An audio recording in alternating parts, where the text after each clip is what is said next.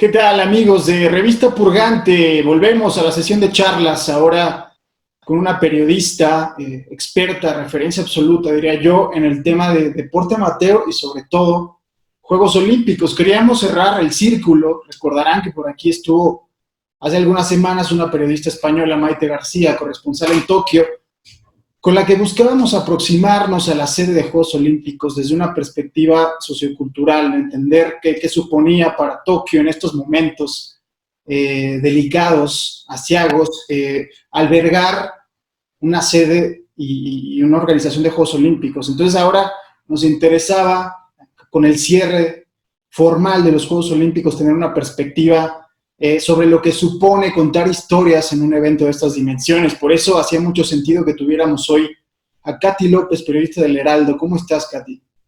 Muy bien, Ricardo, muchas gracias. Aquí, muy honrada de que me consideres en la curaduría de tanta playa de compañeros, que me consideres a mí para dar voz al lado periodístico, me honra mucho. Sí, gracias a ti, Katy. Como decía, pues es una referencia absoluta en el deporte amateur como tal, y bueno, cada 4 años sin duda, ahora fueron 5, pero cada 4 años es un momento de esplendor en el que puede sacar a relucir un trabajo que, como el de los atletas, no es exclusivo de un mes. Nosotros vemos un mes de competiciones, pero ellos, como tú, te preparas durante mucho tiempo. Katy, aprovechando que estamos aquí, que tenemos tu expertise, me interesa mucho saber cómo se interpreta la participación mexicana en los Juegos Olímpicos de Tokio, contextualizando todo lo que hay que contextualizar. Un periodista es ante todo alguien que contextualiza, ¿no? Entonces, ¿cómo interpretar esta participación que a nivel de medallas puede ser poco decorosa? Hubo muchos cuartos lugares, el tema de la pandemia, de los apoyos gubernamentales, del sistema como tal deportivo mexicano. ¿Cómo se interpreta una actuación en unos Juegos Olímpicos? Bueno, en general me parece que me da gusto que a América Latina le fue muy bien. Venezuela tuvo la mejor actuación de su historia. Cuba, Venezuela, Ecuador, Argentina, Puerto Rico, Brasil, fueron países que les fue bien o muy bien, y a México pues fue de los últimos lugares en el medallero, ¿no? 84 de 86 países que lograron medalla. Y esto pues es un poco desolador, considerando que en Juegos Centrocaribeños se le ganó a estos países que mencioné anteriormente, como Cuba, Venezuela, a ellos se les ganó, y Puerto Rico, en los Juegos Centrocaribeños de Barranquilla, se ganó el liderato del medallero, con Cuba presente, algo que no pasaba hacía 52 años, y en Juegos Panamericanos se le ganó también a Brasil, Argentina, solamente no se le ganó a Canadá y Estados Unidos, que fueron Canadá 2 y Estados Unidos 1, y son potencias mundiales, en los Juegos Panamericanos de Lima 2019. Eso no pasaba desde 1954, cuando competían 20 países, y ahora son 42. Entonces, vemos que hay más competitividad, hay bastante más nivel, incluso en el Caribe, por la mancomunidad británica que está apoyando atletas. Por ejemplo, en ciclismo de pista, de la Trinidad y Tobago recibe bastante apoyo del Reino Unido para entrenar a sus ciclistas, a velocistas que se becan en Estados Unidos para competir con mayor nivel, y aunque mandan equipo B o C, Jamaica gana con quien llegue, gana las pruebas de velocidad a nivel centroamericano y panamericano. Sin embargo, la pandemia vino, en vez de ayudar, a contener o a retrasar. En algunos casos, como el maratón femenil, las 3 chicas que fueron dieron la marca durante la pandemia. Y sin embargo, en otros casos, más bien fue desfasar o ponerle freno de mano a los resultados de México.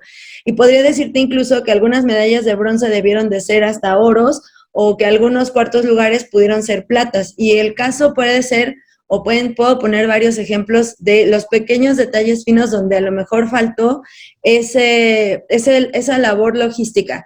Alexa Moreno, que con su Premio Nacional de Deportes, que le dieron más o menos unos 500, 600 mil pesos, además del premio y la medalla, ese estímulo económico, lo usó para comprar sus aparatos de competencia que deberían de existir en donde ella entrena, en el gimnasio en el que ella está. O sea, sí existen, pero no de la calidad que ella los necesitaba. Entonces ella los compra, empieza a entrenar, sabiendo que es la primera mujer medallista mundial de México en gimnasia artística, el entrenador Alfredo Hueto dice, ¿sabes qué? Para que tengamos segura una medalla hay que incrementar el grado de dificultad de tus saltos. Y cuando empiezan ese proceso, empieza la pandemia, se cierra el gimnasio donde ella tenía los aparatos, se contagia a su entrenador y sucede un sinnúmero de variables que hacen que no pueda presentar saltos de mayor dificultad. Y sí quiero hacer un paréntesis aquí, todo el mundo dice, es que Alexa cayó mejor que todas. Sí cayó mejor que todas, pero sus saltos eran un poco menos, eran difíciles, pero un poco menos difíciles de lo que las 3 gimnastas presentaron. Por ende, o sea, la salida es importante, pero no es lo único a considerar dentro de esta ejecución de salto. Y por ello, pues ella queda a menos de un punto de diferencia de una medalla. Y el caso, por ejemplo, de tiro con arco, que tuvimos ahí 3 oportunidades, o 4 si consideramos al abuelo, 4 oportunidades de medalla con el equipo femenil, la prueba individual Alejandra Valencia, el equipo mixto y Luis Álvarez. Luis Álvarez tuvo 4 entrenadores en 5 años. El equipo femenil entrenó de manera independiente en sus casas, como pudieron, donde se pudo. Por ahí creo que hubo muchas burlas cuando Aida Román mete esta flecha en 2, pero lo hizo con lo que tenía. O sea, en realidad el CENAR, esta instalación que existe desde 2006 al oriente de la Ciudad de México para lo mejor de lo mejor del deporte mexicano, tuvo una respuesta muy tardía en abrir sus puertas como burbuja sanitaria hasta marzo de este año. O sea, si Alexa, Alejandra, Aida, Ana Paula, el abuelo hubieran podido usar esto como burbuja de entrenamiento desde el año pasado, pues quizá otro gallo nos hubiera cantado. Y en otros casos muy dolorosos están las medallas que yo les digo que se perdieron en el escritorio, como béisbol, donde Juan Gabriel Castro deja la dirigencia como manager del equipo a un mes de los juegos, en la vista de que pues no tenía apoyos ni se le hacía caso. Él presentó un roster, la federación otro, y decía, bueno, aquí qué está pasando, ¿no? No hay como una logística muy clara de qué hago yo aquí. Y entró de emergente Benjamín Gil, convocó a 11 de 24 jugadores de los Tomateros, luego vimos que presentaron la camisola de los Tomateros ahí en la Villa Olímpica, cuando eso estaba súper prohibido legalmente por la reglamentación del Comité Olímpico Internacional. Perdieron todos sus partidos, hasta la paliza 12-5 contra Israel.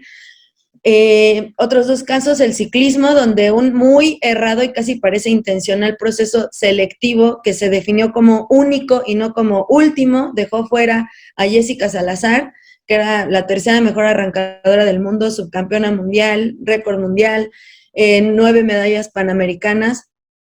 Queda fuera por milésimas de segundo de diferencia con este control en que digamos que pusieron a competir a Daniela Gagiola, Julie Verdugo y Jessica Salazar en eventos que ni siquiera se compiten en mundiales de ciclismo, pues. O sea, velocidad lanzada, 500 metros lanzados, 500 metros contrarreloj es la única que sí se hace en campeonatos mundiales y que no es olímpica. Y aunque Jessica gana los 500 contrarreloj por más de un segundo, en las otras 2 queda a décimas o milésimas de segundo de distancia de sus rivales. Y por ese motivo, no importó que 5 años de trabajo le costara a ella prepararse para conseguir la clasificación olímpica y ser una de las 4 mejores parejas del mundo, la federación la dejó fuera, no la inscribió y no hubo poder humano que pudiera resarcir el daño en el que México ahí perdió una gran probabilidad de medalla, porque pues terminaron yendo Daniela Gagiola y Julie Verdugo, ninguna de las 2 es arrancadora. Quiero también acotar ahí que es bien diferente, o sea, parece que están haciendo lo mismo, pero no hacen lo mismo. Una arrancadora es la que puede llevar a máximo su potencial de velocidad en un espacio, en una distancia determinada, de 0 a máxima velocidad. Jessica podía alcanzar hasta los 50-52 kilómetros por hora, 55 casi 55 cuando hizo el récord mundial. Y una velocista, que sería la segunda posta, es quien tiene mayor resistencia a la velocidad, o sea, quien durante mayor distancia puede tolerar esa velocidad constante por más tiempo. Tienen cargos diferentes, aunque parece que hacen lo mismo. Y acabó yendo un equipo armado a último momento que no tenía la cualidad estratégica para hacer el primer paso que sí sabía hacer Jessica, quien por cierto hasta levantó una demanda ante el TAS contra la Federación Mexicana de Ciclismo y el Comité Olímpico Mexicano, perdón. Y en el último caso de medallas que se perdieron por la administración, pongo al taekwondo porque ahí nombraron a Alfonso Victoria como entrenador de la selección mexicana. Cuando este chico hace 10 años era atleta, él no guió a ninguno de los taekwondoines a clasificar a Juegos Olímpicos, tampoco a obtener medalla, y aún así, estos chicos, tanto Briseida Costa como Carlos Sansores, ganaron plata mundial en Manchester 2019 y le dieron el Premio Nacional de Deportes a Alfonso Victoria como entrenador, cuando él no entrenó a ninguno de los dos.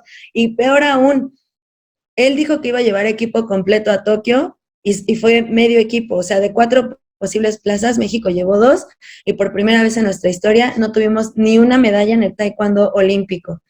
Y detrás de escena, y mucho antes, resulta ser que Óscar Salazar, que es medallista de plata en Atenas 2004, estaba ya en faceta de entrenador de juveniles, y él con sus atletas juveniles estaba ganando medallas mundiales, yéndole muy bien, y pues terminó por haber altercados muy hostiles con él. Él decide dejar la selección nacional juvenil, pues porque ni siquiera dejaban que sus atletas le hablaran, y eso me lo dijo a mí él, que al interior del equipo técnico, no de la federación propiamente, sino del equipo técnico que comandaba la selección nacional, empezó a haber estas como solicitudes, ¿no? Y las entrecomillo a los atletas de ya no le hables a tu entrenador, haznos caso a nosotros, si quieres ser selección mayor tienes que acoplarte a lo nuestro.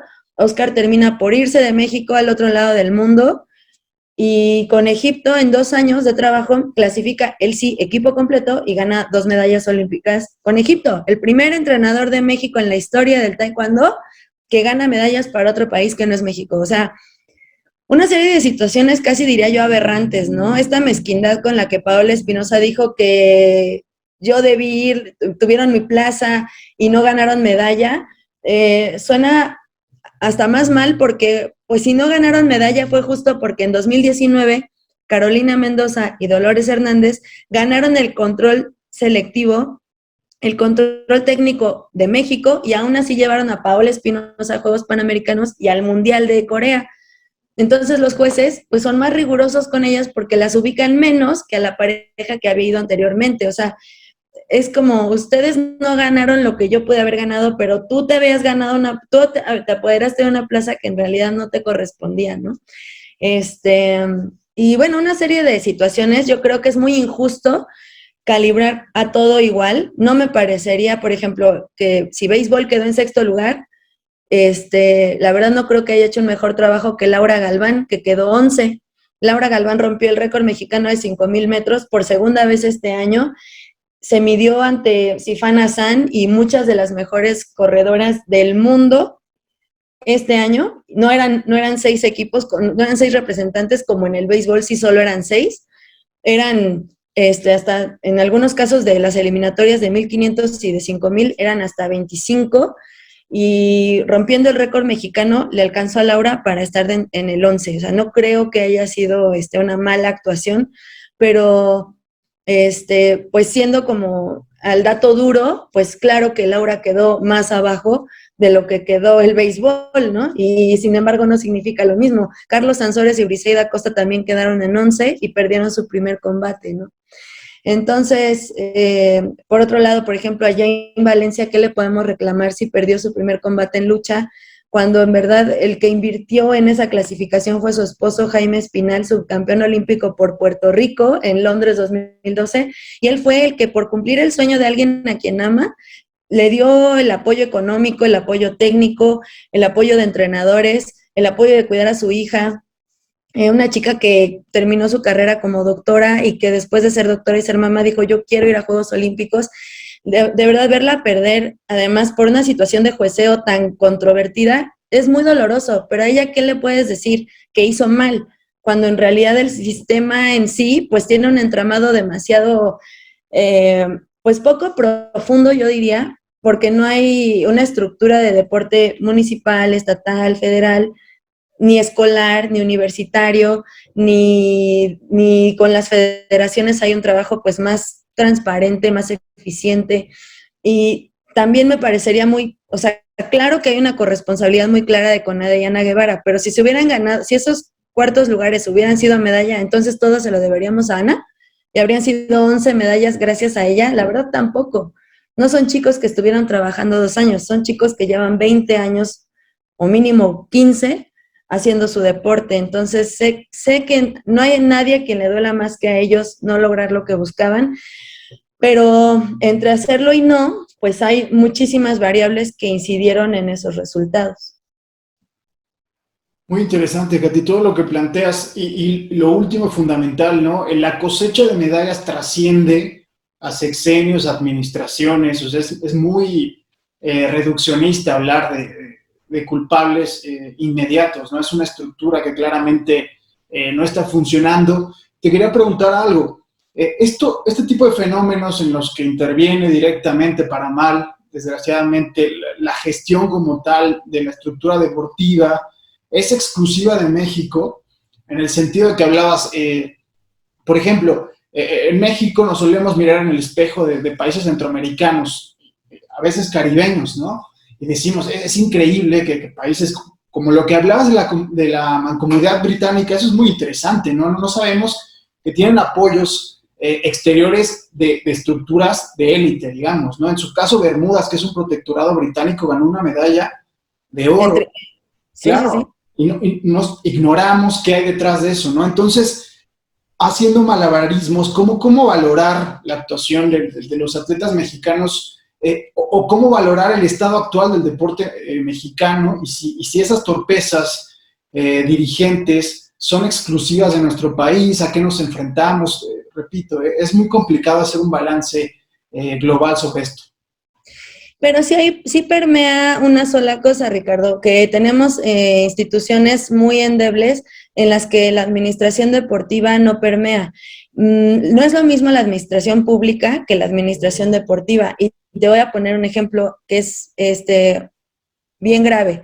Ya no tenemos fideicomiso FODEPAR y como otros más de 100 fideicomisos públicos se extinguieron en octubre de 2020, no los extinguió la CONADE, no sé por qué anda rondando una nota de que CONADE los extinguió, no, fue el Poder Legislativo, fue la Cámara de Diputados, fue Dolores Padierna quien propuso extinguirlos, fue el presidente y fue posteriormente Mario Delgado quienes promovieron la votación a favor de extinguir más de 100 fideicomisos que apoyaban a mujeres que padecían maltrato y violencia, al cine, al deporte. Y en el caso de la administración deportiva, te pongo un ejemplo, o sea, tú puedes tener como acotado el gasto corriente de nómina y servicios de lo que va a ser todo un año de ejercicio, pero en el deporte no es nómina y no es agua, luz, gas, y teléfono, y el internet, no se paga eso. En la administración deportiva el cálculo varía especialmente en verano porque tú tienes que considerar que entre marzo y septiembre va a haber muchísimos viajes de competencia fundamental y competencia preparatoria y campamentos en los que vas a requerir llevar a veces hasta veterinario, porque el equipo ecuestre necesita un veterinario y un caballerango y necesitamos un caballo de reserva y a veces mecánico porque los ciclistas necesitan uno y en ocasiones vas a encontrarte con que un atleta requiere hacer una gira por Europa porque además esa es otra que a mí me tiene muy molesta, que Europa voltea a ver a América Latina como si fuésemos ciudadanos de segunda clase porque acá no se desarrolla el deporte como allá, pero acá pues no tenemos competencias o la capacidad geográficamente, me refiero regional, de hacer competencias a cada 5 minutos. Y allá pues tienen, o sea, en coche llegas a Luxemburgo como a Francia, como a Portugal o España o Alemania. Y aquí no es así, México solito es casi un bloquecito de Europa. Y nos miran como que acá no tenemos el desarrollo deportivo que ellos sí, y aún con ello, estamos en la búsqueda de ser competitivos. Pero más allá me refiero que cuando el mexicano o el atleta de América Latina tiene que viajar a Estados Unidos o a Europa, donde digamos se concentra la élite competitiva mundial, pues tienes que hacer el costo, ¿no? De este viaje, su hospedaje, su alimentación, el traslado de su material deportivo, de su equipo multidisciplinario si lo puede acompañar. Y por otro lado, o sea, esto se hacía a través del fideicomiso, pero ahora sin fideicomiso, pues esto en serio que va a enrolarse en un trámite súper burocrático y de traer papel, de traer documentos y de licitar el vuelo más barato y de hacer una serie de de trámites que lo van a hacer bastante más complejo. Y otro ejemplo que te pongo, Kenia Lechuga, si queremos que ella acceda a una final B o hasta una final A en Juegos Olímpicos o Campeonatos Mundiales, ella necesitará cada vez un bote más veloz o más adaptado a las nuevas tecnologías que se están usando. Estos botes, casi todos son la marca Filippi, son una marca italiana que es el Ferrari de los botes. Y si tú le dices, si ella llega ahora a CONADE a decir que necesita este bote, que cuesta unos 300,000 pesos más gastos de envío, CONADE ahora va a decir, ¿sabes qué? Yo no tengo fideicomiso, mándame una licitación de los 3 botes que se acercan más a lo que tú quieres y vamos a ver qué le conviene al Estado, no a la deportista. ¿Cuánto estamos dispuestos a erogar? Porque vamos a decir, mira, es que aquí hay uno de 50,000 pesos que hacen aquí muy cerca. Sí, pero es que no es el que necesitaría la atleta para sus requerimientos de competitividad mundial, ¿no? Y entonces ahí va a empezar este intrincado de cómo apoyar al deporte, además, a solo 3 años de París 2024, porque queda muy poquito tiempo para enmendar el camino y hacer que esos pequeños detalles que no están en la calidad de los deportistas, porque en verdad muchos hicieron más allá de lo que debían con lo que tenían. El abuelo Álvarez pidiendo disculpas porque no ganó una medalla mejor, porque tuvo una flecha con 2, yo al revés digo, caramba, te repusiste de un 2 y sacaste un 10, después de un estado mental tan severo de decir, híjole, a 70 metros no le atiné, perdónenme. Oye, además este chico ha tenido situaciones de estabilidad emocional, cambios de entrenador a cada rato, fue sin equipo completo por primera vez en creo que 12 años no llevábamos equipo completo, entonces hay ciertas cosas que ya son de verlas literal con lupa uno a uno para aclarar qué es. Y no es dinero, porque si fuera dinero, ni Venezuela, ni Cuba, ni Ecuador nos ganaban en el medallero. No se trata de dinero, se trata de una mejor eficiencia en la administración deportiva. Y lo decía Jessica Salazar, ya necesitamos dirigentes que estén a la altura de los deportistas. Si estamos dentro de los mejores del mundo, pues queremos dirigentes dentro de los mejores del mundo. Sí, totalmente. Y además, estas decisiones a todas luces inexplicables, todavía no se acaba de ver el efecto total de lo que van a repercutir, ¿no? Como dices, París quizás sea el escenario en donde se van a medir por fin estas decisiones, como digo, cuestionables por donde se mire, y quizá, o todo apunta que será una actuación todavía más complicada, ¿no? Oye, Katy, hablando de todo esto que es muy interesante, quiero hacerte dos planteamientos, ¿no? Hay lecciones que aprender, por ejemplo, España viene de su mejor cosecha histórica probablemente, Gran Bretaña lo mismo, ¿no? Son 2 países que además fueron muy beneficiados por haber albergado en su momento Juegos Olímpicos, que es un detonante, podría ser un punto de inflexión en su estructura deportiva como tal, ¿no?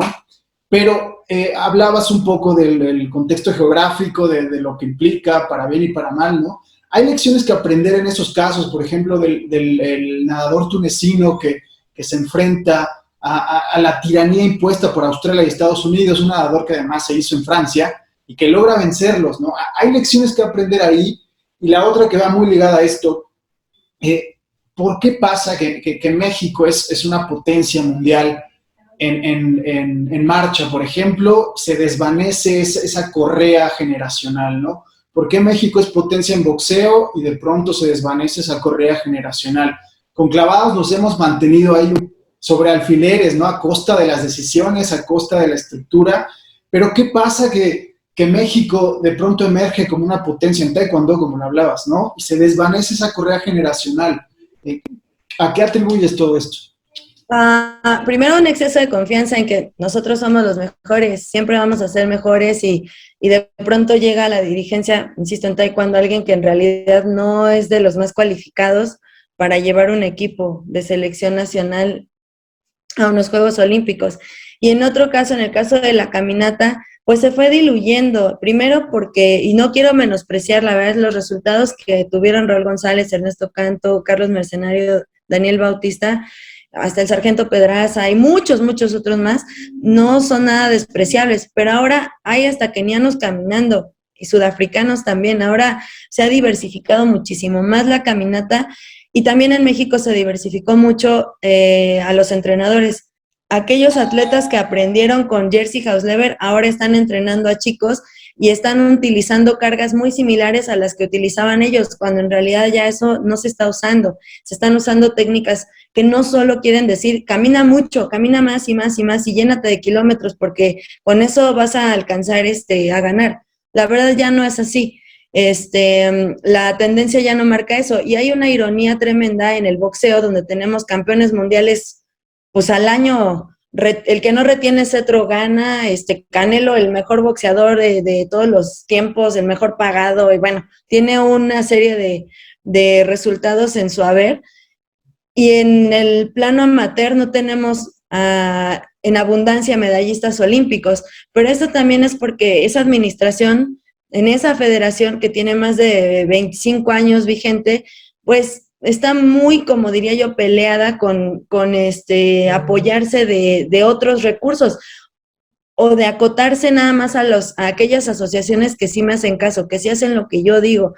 Yo no hubiera visto, o no sé, ¿a poco de verdad habría causado algún conflicto que Rogelio Romero, si era uno de los prospectos a clasificar, hubiera entrenado con Eddie Reynoso? O sea, yo sé que es un boxeo muy diferente el boxeo profesional del olímpico, pero es un chico que me decía Fernando Schwartz, oye, qué mal peleó el combate que ganó.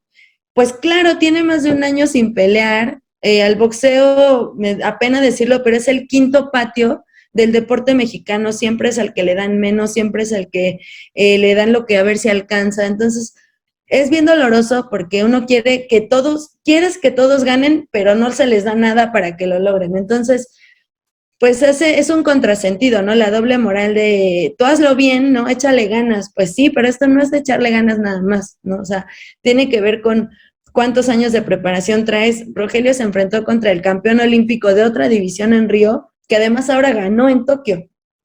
No fue un improvisado ahí, el que superó a Rogelio tan abrumadormente. Y en cuanto a los atletas que se hacen en otros países, pues sí pasa, sí hay algunos y a lo mejor y no han sido contundentemente exitosos. Edgar Rivera en salto de altura, 5 años en Colonia, Alemania, y quedó me parece que saltó 2.19 y es la mejor ubicación de un mexicano en salto de altura. Y no es que abunden, no es como los marchistas que mandamos equipo a cada rato. Él es el tercero que va a Juegos Olímpicos en salto de altura mexicano.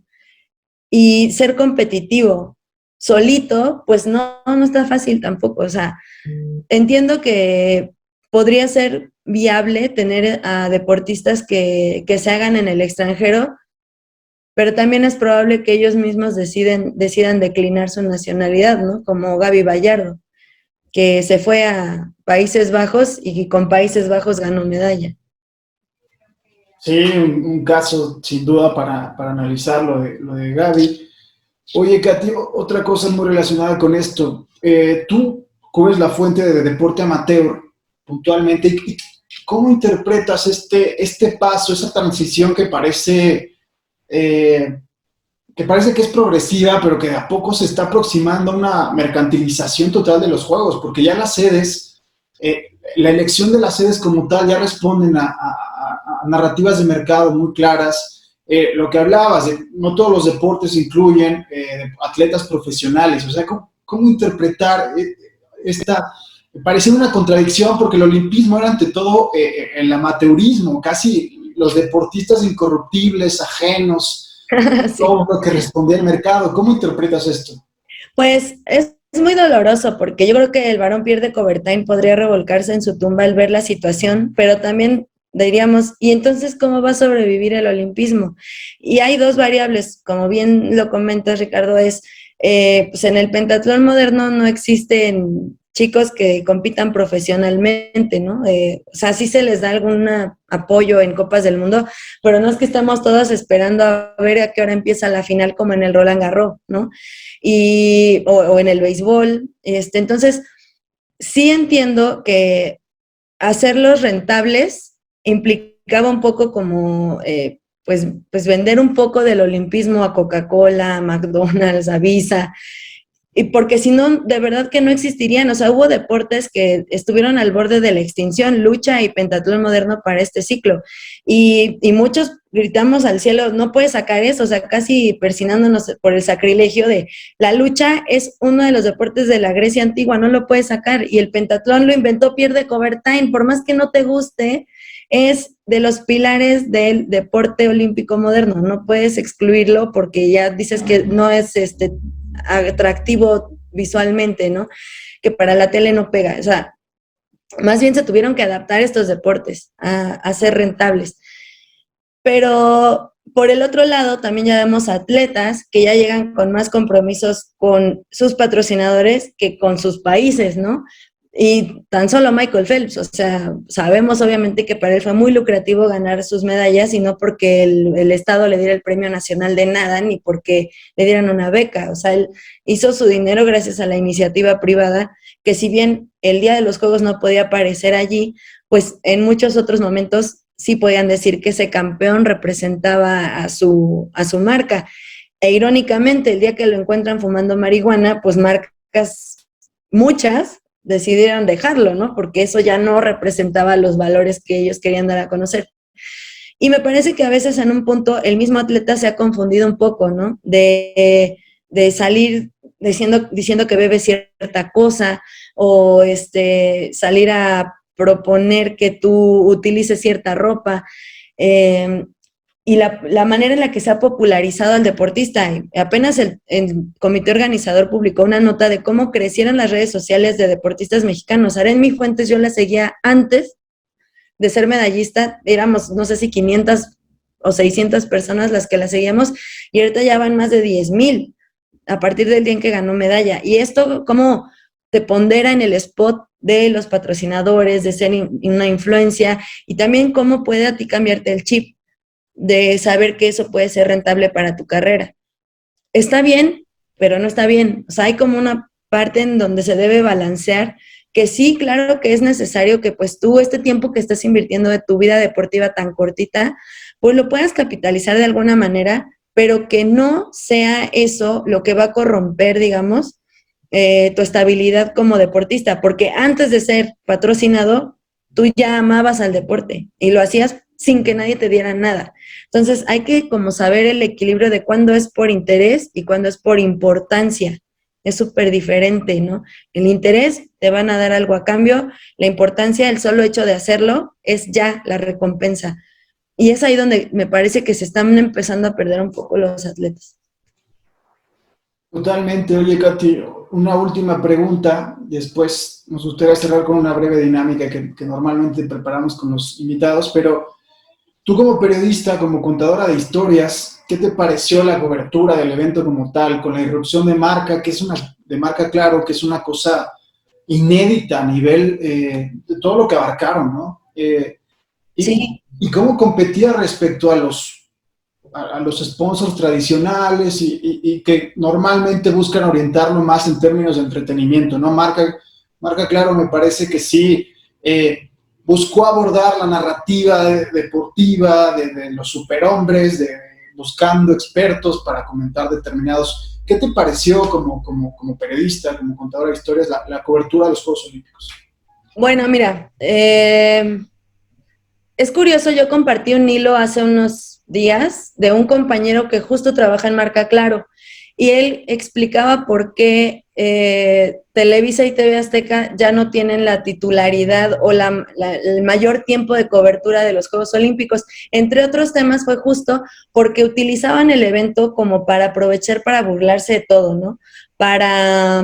Y de hecho todavía lo hicieron, o sea, recién en TV Azteca unos muy mal logrados spots como cómicos que la verdad no eran nada chistosos, burlarse de los deportes y después te dicen que eres la generación de cristal. No, pero es que en serio, no es chistoso que tú hables mal de un deporte del que nunca difundiste y hablaban del judo y muy mal, cuando ni siquiera pasaron un combate de judo, cuando ni siquiera en la vida han hecho un contenido sobre judo, bueno, en este ciclo olímpico, porque yo un tiempo trabajé en TV Azteca y sí llegué a hacer contenidos de judo, y de otros deportes en los que era burlarse del deporte o del deportista que lo practicaba.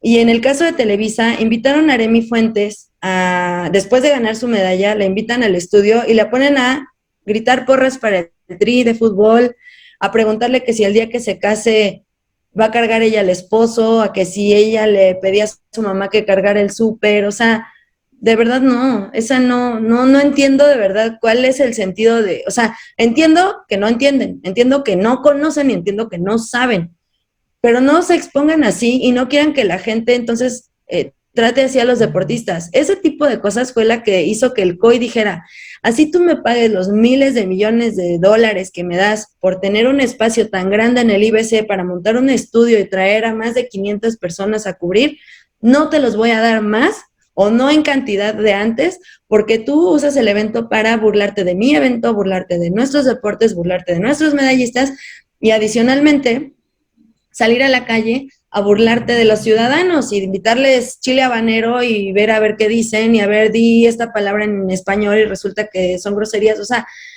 una serie de cosas, la verdad, de muy mala calidad que vimos en ediciones anteriores y que, claro, a lo mejor, si te soy muy honesta, todavía falta que dé un salto cualitativo en algunos sentidos. Digo, tener a Beto Lati, pues claro que es muy, muy, muy bueno.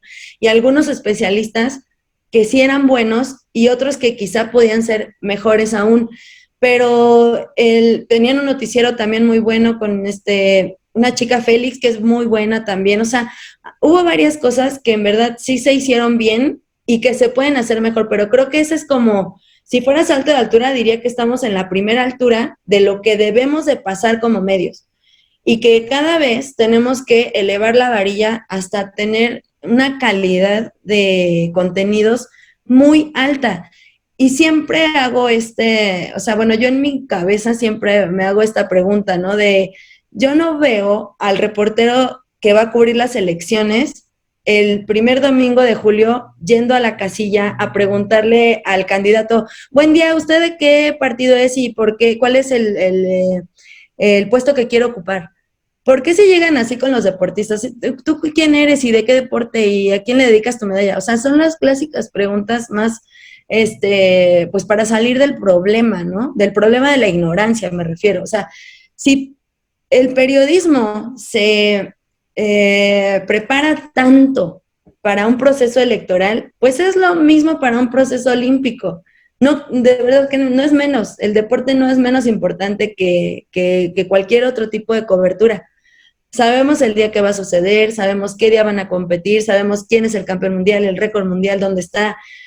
¿Por qué llegar el mero día a decir cosas que fracaso fue quinto lugar? Oye, pero rompió el récord continental. Ah, no, pues no sabían. O sea, o nunca habíamos llegado a ese lugar. Ah, pues no sabían. O sea, y esa falta de noción de contenido, pues genera evidentemente un contenido de mala calidad que después se transmite a los televidentes, radioescuchas, lectores, como los atletas son malos, no lograron medalla, o sea, no, calma, o sea, no, créeme que no todos van por medalla, entonces que no vayan, nada más van a pasar, no, tampoco, o sea, ese es el problema que me preocupa aún con que se tomen en serio la responsabilidad informativa con la que están cargando y que aprendamos pues a hacerlo con esa responsabilidad de entender exactamente qué está haciendo el atleta, más en una fuente que es muy dócil. Tú llegas con el atleta y, oye, la verdad es que no sé cuál es envío ni arranque, Aremi, ¿me ayudas? Ah, sí, mira, es así, así. No te va a llegar a ver feo como podría pasar que le preguntaras a un defensor, y es que la verdad no sé qué hace el defensa. Ahí sí te van a ver feo, ¿no? Ahí sí van a decir, no es posible que no sepas, sale, vaya Dios, no te doy entrevista, ¿no? Y por el otro lado, el tema de las historias. Bueno, yo no fui a Tokio, pero por 2 años preparé las historias que yo quería contar. Me faltaron algunas, creo que pude hacerlo mejor, pero de acuerdo a lo que estaba viendo que sucedía en el ciclo olímpico, empecé a ver que había resultados plausibles de ser top 8. Entonces dije, de estos, que yo creo que pueden estar dentro de los 8, voy a hacer entrevistas y el día que llegue a la competencia, yo ya tengo mi contenido, yo ya sé qué es la historia de este atleta. Y me gusta mucho contar las historias porque, bueno, mi inspiración para mí, y cada quien tendrá una, es mi abuelita. Mi abuelita cuando vivía, yo a ella yo escribía mis notas, ¿no? Bien informativa siempre, y llegaba a la casa y le contaba a mi abuelita, oye, ¿qué crees que esta chica, su mamá le hace sus trajes, ella los pinta, los borda, pega cada piedrita de cristal Swarovski, son como 10,000 piedras, y mi abuelita se quedaba impresionada. Y decía, wow, qué padre, o sea, ella no le entiende la gimnasia rítmica, pero le gustó lo que le conté. Entonces ella, al escuchar mis historias, me hizo pensar en cuánta gente de verdad ni le interesa la gimnasia rítmica, tal vez, espero que ahora sea más, pero que la historia es buena, la historia puede ser bonita y que la historia nunca va a morir. O sea, eso que le pasó o eso que te cuenta no va a cambiar ya. Entonces va a llegar el día en el que compita esa deportista y tú puedas contar esa historia a razón del resultado que haya logrado y dicen, wow, qué padre, nunca imaginé, qué bonito que su mamá va con ella en su traje, ¿no? O sea, ella fue la que le hizo ese traje y es muy especial para ella porque aún el más caro ruso que saldría en 30,000 pesos no vale lo que el traje que le hizo su mamá, ¿no? Ese tipo de cosas de poder intimar con el deportista y de verdad escucharlo, entregarte a escucharlo de verdad, a o sea, no es que yo sea una metiche a ver a qué hora me cuentan algo, o sea, no les entrego un chismógrafo a ver en qué momento me responden algo que sea revelador. Es que en serio me siento a escucharlos, apago el teléfono, se me olvida si el pago de la luz, a ver, no, estoy aquí contigo en el ahorita y quiero escucharte, ¿a quién admiras tú si yo te admiro? O sea, me acuerdo la vez que te fracturaste la cara, Alexa, y a los 2 meses ya estabas en el mundial, no lo puedo creer, ¿cómo le hiciste, no? Ah, pues es que me encanta, encontré motivación así, así. Ah, ¿y cuál es tu música favorita? ¿Y por qué elegiste esto? O sea, tener una curiosidad en la que ellos se sienten motivados a contártelo, ¿no? No que se sienten invadidos, ¿no? De que, ay, qué gente tan metiche. No, no, no, en serio que estoy motivado a contarte mi historia, porque luego están los chavos aquí, oye, ¿y a quién admiras? Ah, ok, va. Uh-huh. Y pues no, eso no es entregarte a escuchar a alguien, ¿no? Yo creo que de los géneros más bonitos, la entrevista, porque en verdad te permite adentrarte al ser del otro en tanto tú estés disponible a escuchar de verdad.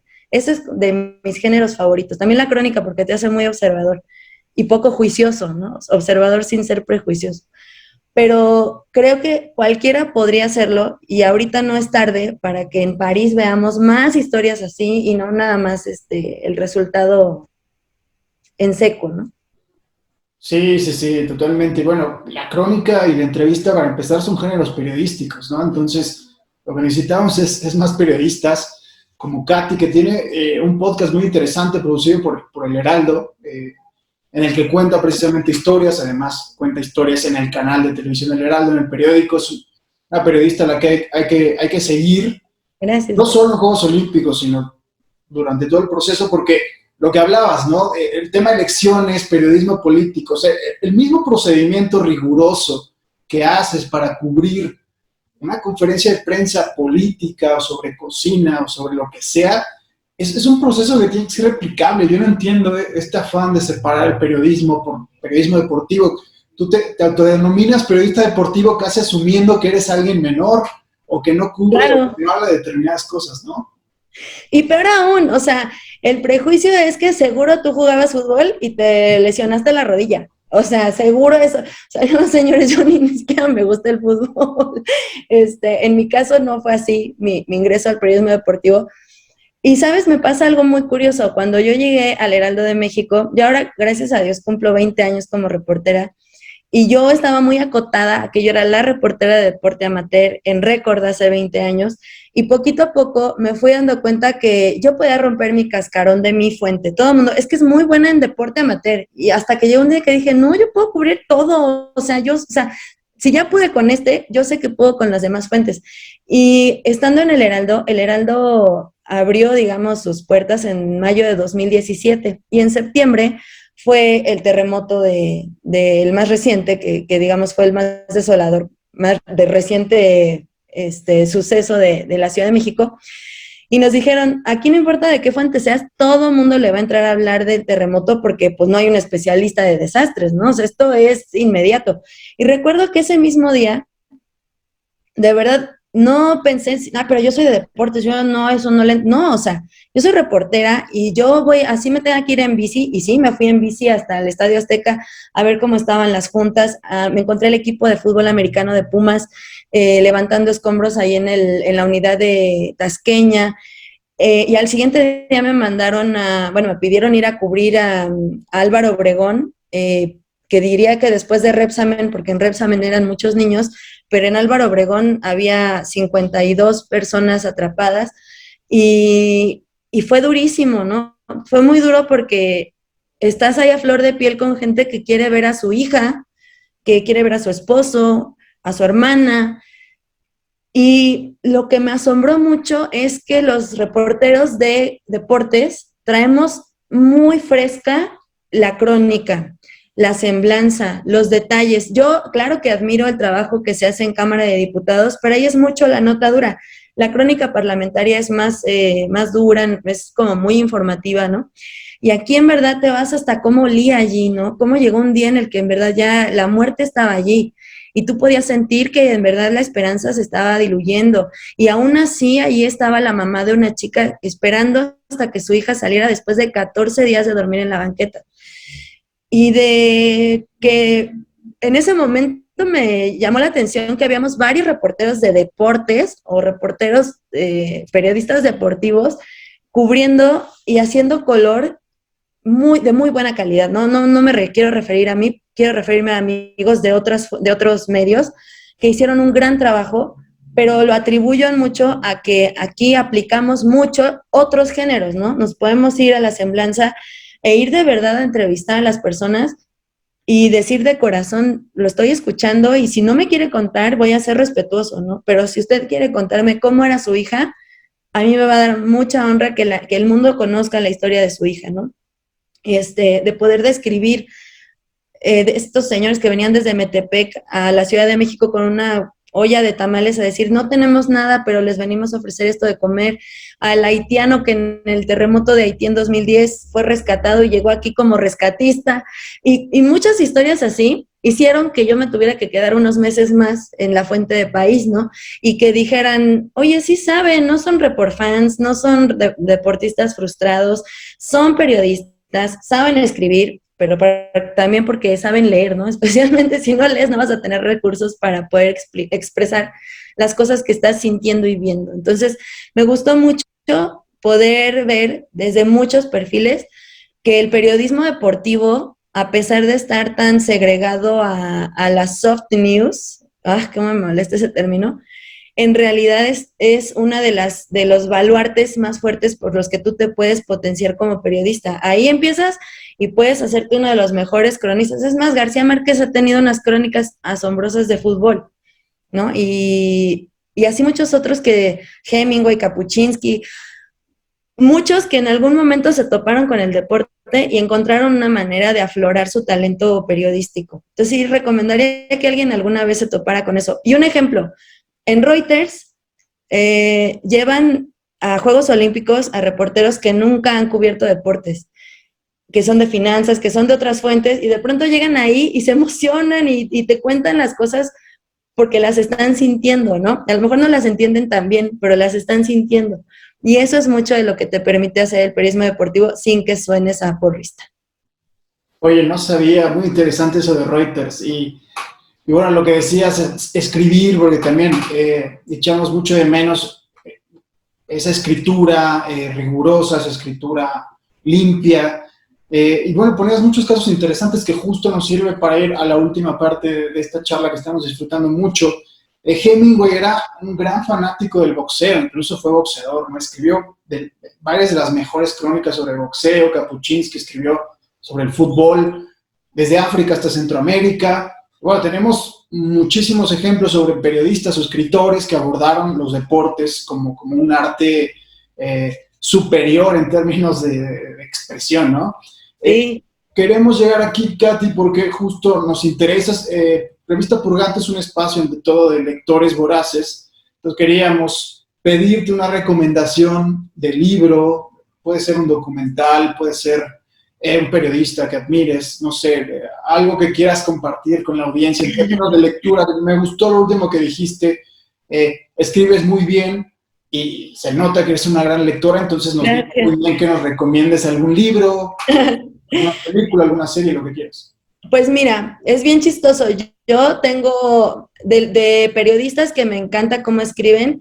Curcio Malaparte, La piel y caput son de mis favoritos. Gay Talesi, casi todos sus libros me fascinan. Él también escribía de boxeo.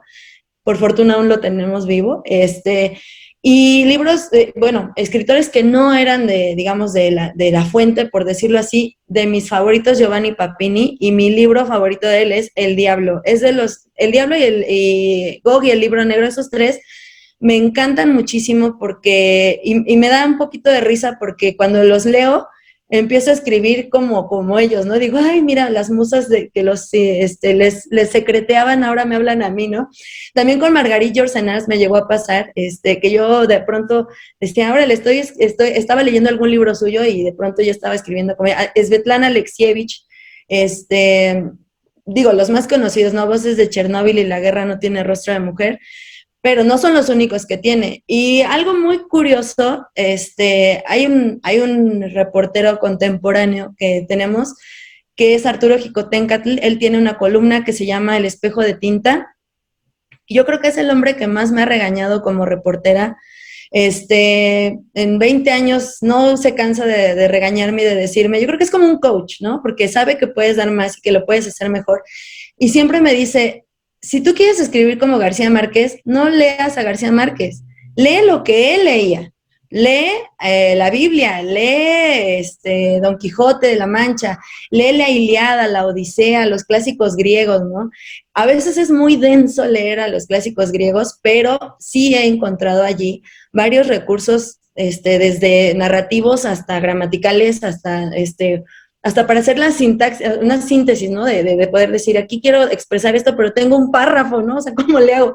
Pues allí, irse a los clásicos siempre es útil, pero digamos en un asunto como funcional, ya viéndolo en un tema un poquito más romántico y del contenido que wow, es increíble, pues estos que te decía, ¿no? Papini, Talesi, Alexievich, a mí me encantan, pero no, sí quiero decir que son de mis favoritos, pero no de los únicos, porque me gusta mucho estar leyendo todo el tiempo algo nuevo y, y a razón de eso ir adquiriendo más y más recursos. Y también decir que el periodismo escrito es siempre la columna estructural de cualquier otra versión del periodismo. O sea, si tú escribes bien, vas a hacer un muy buen guión de tele, vas a hacer una muy buena crónica para radio, vas a hacer un gran contenido para redes sociales, así sea visual o audiovisual. Va a salir bien en tanto lo hayas escrito bien. Entonces tiene que empezar siempre desde escribir y no puedes correr si no caminas y no puedes escribir si no lees. Entonces espero que esto pueda ser de utilidad para que mucha gente lea más de lo que escribe. Oye, Katy, pues muy satisfechos no veía venir que hablaras de Curcio Malaparte, que se puede interpretar como casi una crónica novelada sobre la Nápoles liberada de la Segunda Guerra Mundial. Hablabas de Gay Tallis, que además escribió para mí el mejor perfil que se ha escrito en todos los tiempos, que es el de Frank Sinatra. Entonces, yo quedo muy satisfecho con estas recomendaciones que nos das. Bueno, te despido como Katy López, periodista a secas, sin apellido, porque de eso se trata. Muchas gracias, Katy. No, gracias a ti, de verdad, un honorazo. Me hiciste recordar esos libros que tanto me gustan. Creo que hoy volveré a Caput, porque me gusta mucho La piel, me encantó. Llega un punto en el que sufres, pero ríes, pero lloras, pero agradeces, ¿no? Hay muchas cosas en las que son asombrosos esos escritores y a eso hay que tirarle, ¿no? A poder ser así, por difícil que parezca, pues hay que estarlo intentando. Solo escribiendo se va a poder lograr. Muchísimas gracias por el espacio, de verdad. A ti, Katy, bueno, Curcio, además un personaje absolutamente fascinante y Sí. contradictorio por donde se le mire. Bueno, Katy, agradecer, esto fue una de las charlas que tenemos en Revista Purgante. Estén pendientes de la próxima, habrá más invitados, más sorpresas y no olviden suscribirse al canal. Muchas gracias.